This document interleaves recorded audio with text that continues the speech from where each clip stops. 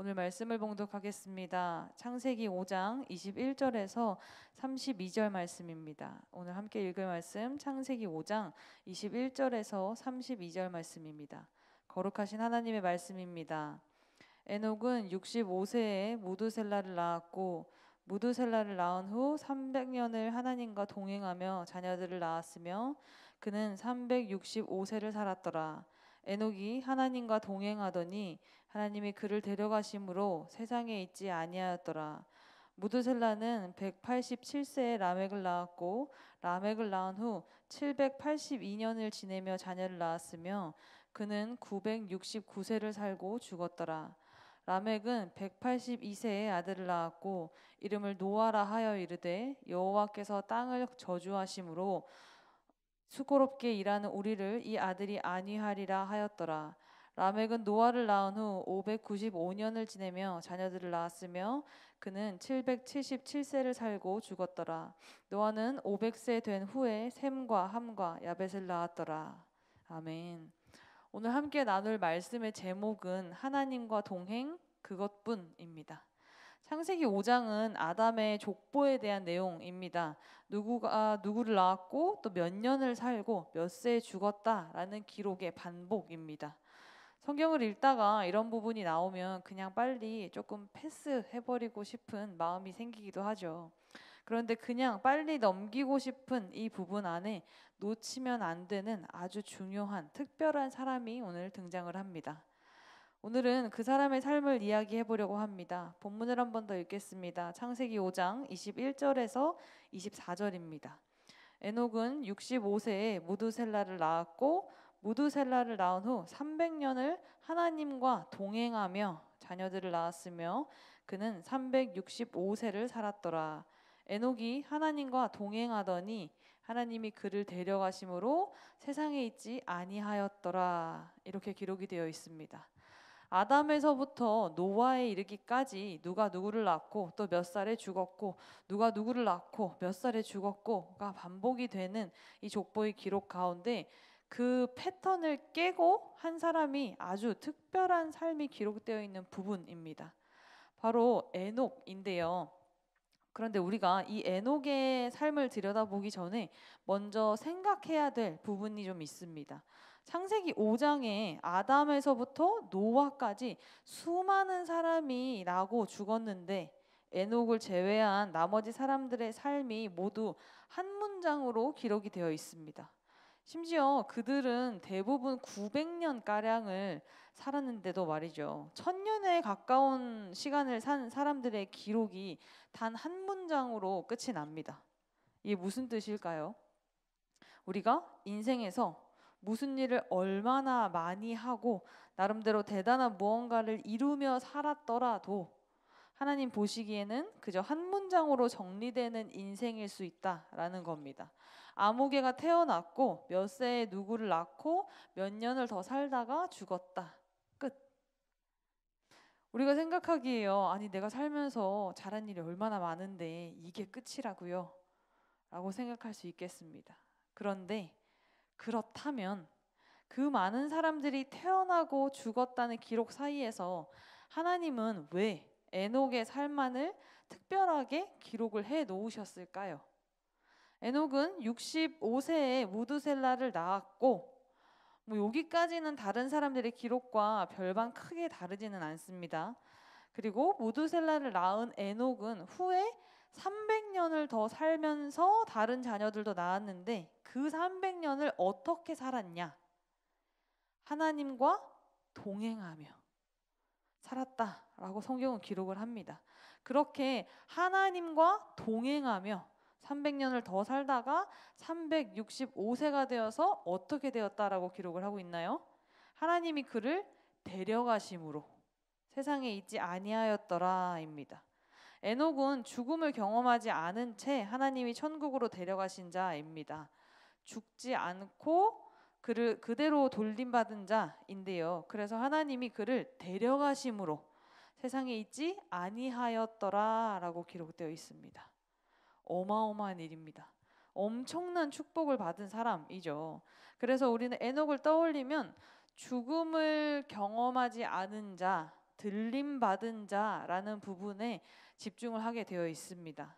그런데 실은 우리가 더욱 주목해야 할 부분이 따로 있습니다. 도대체 하나님은 왜 에녹에게만 이런 특별한 축복을 주셨는가 하는 겁니다. 이 에녹의 삶을 기록한 21절에서 24절에 반복이 되는 단어가 있습니다. 성경에는 반복되는 단어가 바로 열쇠인데요. 22절입니다. 무드셀라를 낳은 후 300년을 하나님과 동행하며. 24절입니다. 에녹이 하나님과 동행하더니. 성경은 에녹의 삶을 이렇게 정의하고 있습니다. 하나님과 동행한 자. 하나님과 동행했더니 하나님께서는 에녹을 죽지 않고 천국에 들어가게 하셨습니다. 그게 다입니다. 에녹이 이 인생을 통해서 뭔가 엄청난 업적을 이루고 대단히 훌륭한 일을 해서 하나님이 죽음 없이 천국으로 데려가는 축복을 주신 게 아니라 에녹이 그의 삶에서 한 것은 딱 하나였습니다. 하나님과 동행, 그것뿐이었습니다. 그렇다면 하나님과 동행하는 것은 도대체 어떻게 하는 걸까요? 본문 24절에 나와 있는 에녹이 하나님과 동행하더니를 NIV 영어 성경은 이렇게 번역하고 있습니다. 에녹 walked with God. 동행이라는 것은요, 하나님과 함께 걷는 겁니다. walked with God. 내가 어디에서 무엇을 하든지 하나님이 내 옆에서 함께 걷고 계신다라는 것을 잊지 않는 것. 내가 험한 골짜기를 지나고 있을 때에도 하나님이 나와 함께 이 골짜기를 걷고 계신다. 세상 천지에 혼자인 것 같아서 정말 눈물이 흐를 그런 순간에도 하나님이 울고 있는 내 옆에 함께 하신다. 기쁠 때도 슬플 때도 아플 때도 괴로울 때도 하나님은 한순간도 나를 홀로 두지 않으시고 나와 함께 내 인생을 걷고 계신다. 우리가 이 사실을 믿는 것입니다. 그리고 이 사실을 잊지 않는 것입니다. 동행이라는 것은요, 내 인생의 모든 길을 하나님과 함께 걷는 것입니다. 그런데 이렇게 걷다 보면은요, 친해질 수밖에 없습니다. 또 다른 영어 성경인 NLT 성경은 24절에 하나님과 동행이라는 것을 spend time이라고 번역을 하고 있습니다. 그리고 또 다른 영어 성경인 GNB 성경을 보면은요, close fellowship이라고 번역을 하고 있는데, 이 spend time이라는 것은 시간을 함께 보낸다라는 것이고, close fellowship이라는 건 친하게 지낸다라는 뜻입니다. 하나님과 동행한다라는 것은 하나님과 함께 걷는 것이고요. 함께 걷는다라는 건 시간을 같이 보낸다라는 뜻이고, 결국 시간을 같이 보내면 친해질 수밖에 없습니다. 기쁠 때는요, 하나님 저 오늘 이런 일 때문에 너무너무 기뻤어요. 그리고 또 힘들 때는 하나님 저 오늘 이것 때문에 조금 속상하고 너무 힘드네요. 하나님 오늘 이것 좀 보세요. 하나님 저한테 이런 일이 있었어요. 하나님 저랬어요. 이렇게 하나님과 함께 나누는 것들. 하나님과 동행한다라는 거는요, 무언가 엄청나게 대단한 일을 이뤄내는 것이 아니고요, 그저 같이 걸으면서 시간을 함께 보내고 친해지는 것입니다. 그것뿐입니다. 히브리서는요, 이런 에녹의 삶을 이렇게 기록을 하고 있습니다. 히브리서 11장 5절입니다. 믿음으로 에녹은 죽음을 보지 않고 옮겨졌으니 하나님이 그를 옮기심으로 다시 보이지 아니하였느니라. 그는 옮겨지기 전에 하나님을 기쁘시게 하는 자라 하는 증거를 받았으니. 에녹은 하나님과 동행했고 하나님은 그런 에녹을 성경에 기록하셨습니다. 어떻게 기록되어 있냐? 나와 동행하는 자, 나를 기쁘게 하는 자. 하나님의 관심은요, 에녹이 무엇을 했는지 또 얼마나 엄청난 업적을 이루었는지가 아니었습니다. 하나님의 관심은 에녹이 나와 동행했다, 나를 기쁘게 했다, 그것뿐이었습니다. 그런데 에녹이 몇 세까지 살다가 하늘로 들림을 받았다라고 기록되어 있나요? 365세입니다. 에녹이 65세에 이제 무두셀라를 낳았고요. 그 후로 300년을 하나님과 동행하며 살다가 들림을 받았습니다. 그런데 성경을 보면 에녹이 65세에 무두셀라를 낳기 전까지는 하나님과 동행했다라는 말이 없습니다. 우리가 바로 이 지점에서 위로를 받을 수 있을 것 같습니다. 에녹도 하나님과 동행하지 않던 시절이 있었구나. 아, 그렇구나. 에녹도 그랬던 순간이 있었구나. 그런데 인생의 어느 순간에 하나님께로 돌이켰고 돌이킨 후로는 평생 주님과 동행했구나.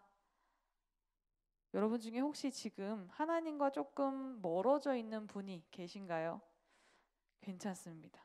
오늘부터 지금 이 순간부터 다시 가까워지면 되는 것입니다. 에녹도 65세부터 하나님과 동행했습니다. 그러니 우리도 지금부터 하면 됩니다. 그런데 에녹이 도대체 어떤 계기로 돌이키게 됐을까요? 성경에는 에녹이 무드셀라를 낳은 후부터 하나님과 동행했다라고 되어 있습니다. 우리가 이 무드셀라라는 이름의 뜻을 좀 알고 있는지 모르겠습니다. 무드셀라의 뜻은 그가 죽으면 세상에 심판이 있으리라입니다. 심판이 있으리라.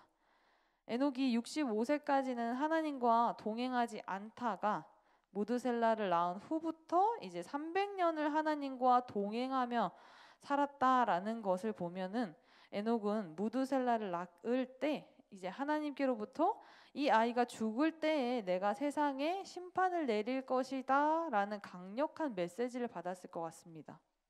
그래서 에녹은 아들의 이름을 무드셀라라 짓고 이 하나님의 메시지를 기억하고자 한 것인데요. 무드셀라야, 무드셀라야. 이렇게 에녹은 아들을 부를 때마다 이 아이가 죽으면 세상에 심판이 온다. 이 아이가 죽으면 세상에 심판이 온다. 이 메시지를 떠올릴 수밖에 없었을 것 같습니다. 실제로 무드셀라가 죽은 그 해에 노아의 홍수 심판이 있었습니다. 무드셀라의 이름 그대로 된 것이죠. 에녹은 알고 있었습니다. 이 삶이 다가 아니다 라는 것을 알고 있었고요. 이후에 반드시 하나님의 심판이 있을 것이다 라는 것 또한 알고 있었습니다. 아들 무드셀라의 이름을 부를 때마다 그리고 아들이 한 살 한 살 자라갈수록 에녹은 하나님의 심판의 날을 바라보고 있었습니다. 언제일지는 모르지만 반드시 하나님이 세상을 심판하신다. 우리가 만약 에녹이었다면 그 사실을 안 순간부터 심판이 있을 것이다 라는 걸 안 순간부터 어떠한 삶을 사시겠습니까? 집을 한 채 더 사시렵니까? 아니면 어느 유명한 철학자의 말처럼 내일 지구가 멸망한다 해도 오늘 한 그루의 사과나무를 심으시겠습니까? 하나님께서 반드시 세상을 심판하신다라는 것을 알고 있는 에녹에게는 다른 것은 아무것도 중요치 않았습니다. 오직 하나님과 동행하는 것, 그것 외에는 아무것도 중요하지 않았습니다. 세상의 마지막 때를 바라보며 사는 사람에게는 반드시 세상을 심판하실 하나님을 바라보는 것, 그것 외에는 아무것도 중요한 게 없었습니다. 하나님과 동행하지 않고 그저 세상의 아무개와 다를 바 없이 살던 에녹이 심판하실 하나님을 알고 난 후부터 하나님과 동행했습니다. 우리는 모두 주어진 시간에 태어나서 주어진 땅에서 삶을 살아갈진데 이제부터 우리가 해야 할 일은 분명한 것 같습니다. 하나님이 허락하신 곳에서 하나님이 허락하신 일들을 하면서 하나님이 허락하시는 날까지 하나님과 동행하는 것, 그것뿐입니다. 다른 것은 없습니다. 여러분 늦지 않았습니다. 주님과 조금 멀어지셨다라면, 주님을 바라보는 것에 소홀해지셨다라면 지금부터 다시 하면 됩니다. 에녹의 삶 또한 그랬습니다. 이 새벽에 65세 이전의 에녹의 삶이 여러분에게 위로가 되기를 바라고요. 65세 이후의 에녹의 삶이 여러분에게 도전이 되는 하루가 되기를 소망합니다. 에녹이 하나님께 들림받은 축복을 받은 단 하나의 이유는 하나님과 동행, 그것뿐이었습니다. 지금 이 순간부터 우리가 해야 할 일도 단 하나입니다. 하나님과 동행하는 것, 바로 그것뿐입니다. 기도하겠습니다. 하나님 아버지, 이 새벽 주님의 말씀을 들었습니다. 대부분 주님을 잊고 살다가 때때로 주님을 떠올렸습니다. 대부분 제 삶에 집중했다가 때때로 주님을 기억했습니다. 그러나 주님, 이 순간부터는 모든 순간 주님을 바라보기로 결단합니다.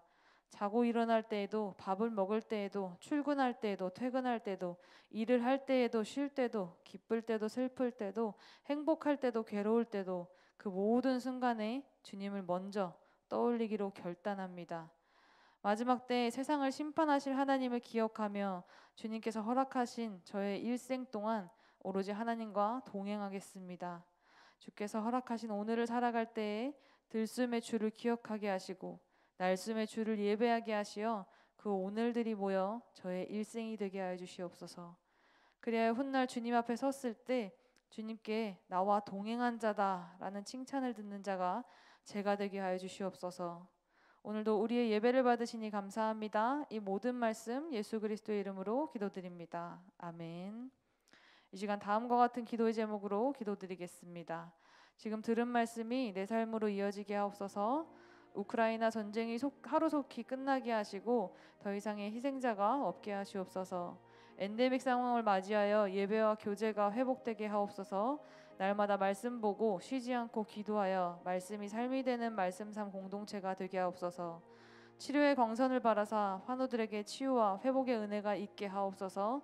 다음 세대들의 믿음이 주 안에 깊게 뿌리 내리게 하시고 어두운 세상의 빛과 소금이 되게 하시옵소서. 이 시간 다음과 같은 기도 제목으로 함께 기도드리겠습니다. 기도하겠습니다.